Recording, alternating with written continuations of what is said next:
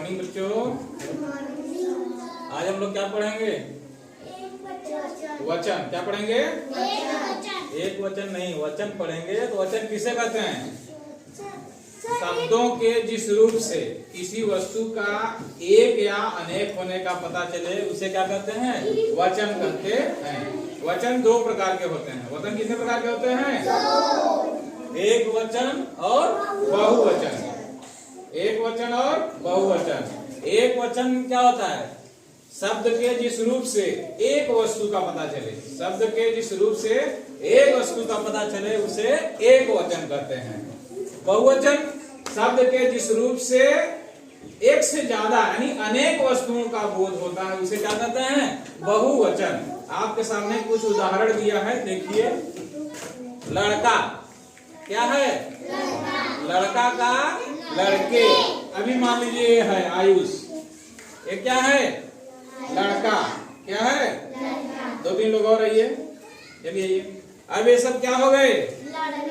लड़के। क्या हो गए? लड़के हो गए ना। चलिए जाइए। अभी नीचे है लड़की। क्या है?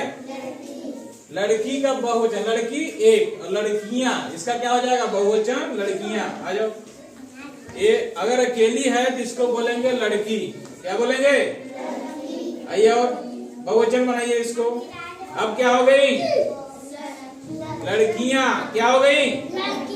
चलिए जल्दी जाइए। अभी है कॉपी। कॉपी का कॉपियां। अभी आपके पास देखिए, एक है तो क्या है? कॉपी। एक कॉपी है तो कॉपी। और एक ढेर सारी आ गई, दो तीन चार। अब क्या हो गई? कॉपियां। क्लियर है? बेटा। एक लड़का है तो क्या बोलेंगे? बेटा। एक है तो बेटा। कई आ गए, अब क्या हो गए? बेटे। अब क्या हो गए? नीचे है कुर्सी। अगर एक है, ये क्या है? एक कुर्सी है तो बोलेंगे कुर्सी। एक है तो क्या बोलेंगे? कुर्सी। और देखिए चार पांच आ गई, अब क्या हो गई? कुर्सियां। क्लियर है? तो बहुवचन में ध्यान देना होता है। कलम। अगर एक पेन आपके पास है तो ये है कलम। क्या है? अभी ये चार पांच हो गए, कलमे। अब क्या हो गई? कलमे। तो कलमे ये बहुवचन है और अभी क्या है? एक वचन। क्लियर है? अब देखिए उसके नीचे है पुस्तक। क्या है? पुस्तक। एक अगर किताब है तो इसको बोलेंगे पुस्तक। क्या बोलेंगे? अरे ढेर सारे, तीन चार पांच। अब क्या हो गई? पुस्तकें। ठीक है? इसको आप लोग समझ लीजिए अच्छे से। आइए, बच्चा। अगर एक लड़का है तो इसको बोलेंगे बच्चा। क्या बोलेंगे?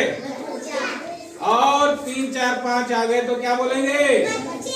बच्चे। चलिए जाइए। अब ध्यान दीजिए, एक कुछ शब्द हैं जो हमेशा बहुवचन में प्रयोग होते हैं। ये हमेशा बहुवचन में ही लिखे जाते हैं। हस्ताक्षर, आंसू, दर्शन, प्राण, दाम और लोग। ये देखिए, ये कुछ शब्द हैं जो हमेशा एक वचन में लिखे जाते हैं, ये बहुवचन में नहीं लिखे जाते। बारिश, पानी, दूध, घी, दही, आकाश, जनता। तो समझ में आया एक वचन बहुवचन? एक बार फिर से देखते हैं। एक वचन शब्द के जिस रूप से एक ही वस्तु का बोध हो, यानी जिसे पता चले एक वस्तु है तो एक वचन। और शब्द के जिस रूप से कई वस्तुओं का बोध होता है, अनेक वस्तुओं का बोध होता है, उसे बोलते हैं बहुवचन। क्लियर है? समझ में आ गया नहीं? चलिए क्लैपिंग कीजिए सब लोग।